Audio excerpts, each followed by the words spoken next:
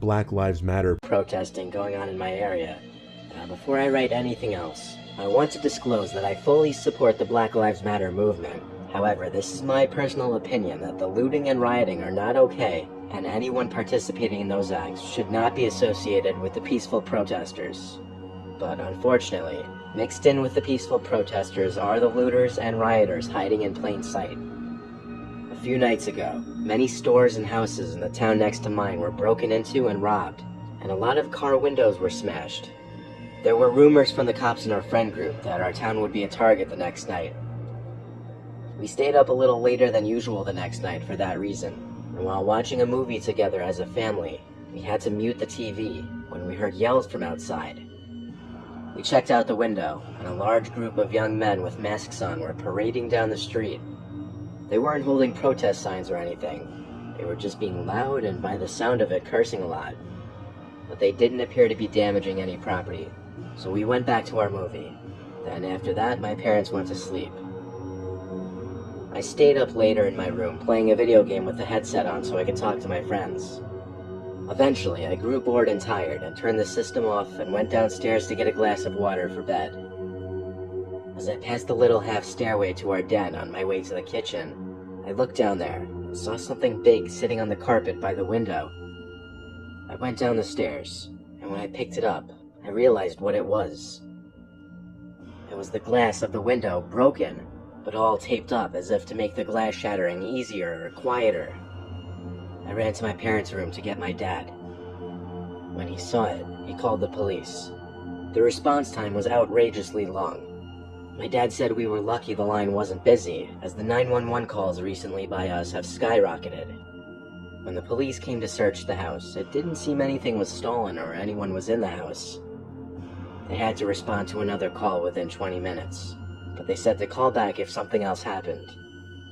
My dad and I opted to sleep in the den for the rest of the night to prevent anything else from happening, so my mom went back upstairs. Time rolled on slowly, but eventually I think my dad fell asleep. A large rift of wind hit me in the face through the opening where glass used to be, causing me to open my eyes and look at the window. No one was out there, but for some reason I thought I heard something come from upstairs. So I went up the half flight of stairs thinking maybe it was my mom. When I got to the kitchen, I continued to hear noises from above me, so I walked upstairs, and the noises were still coming from above me. What else was above? The attic. I went to the upstairs storage room, which had the attic door. I quietly opened it, revealing the short stairway to the attic. This is when the noises stopped. I didn't flick the light switch on. I just tiptoed halfway up the stairs to listen. That's all.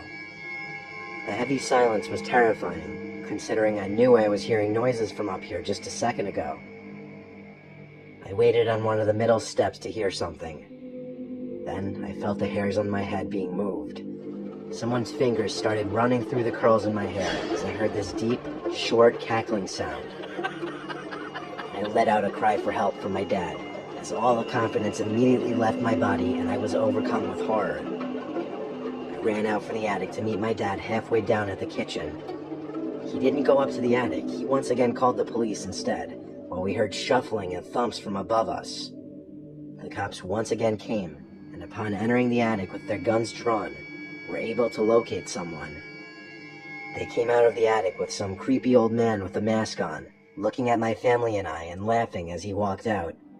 When the cops asked him in the back of the car what he was planning on doing, he simply admitted right away that he's seen all the looting going on the news, that he wanted to join in on the fun. He made his way to our attic because he said that's where people store their most valuable possessions. Based on the way the man spoke and acted in general, you could tell he was certifiably insane. He told the cops that he was alone. Oddly enough, he answered all their questions no problem. But once again, this guy clearly had some screws loose, or missing entirely. Feeling him brush his hand through my hair like that will probably haunt me for a long time, maybe even life. And one thing is for sure, I don't feel safe going in that attic anymore.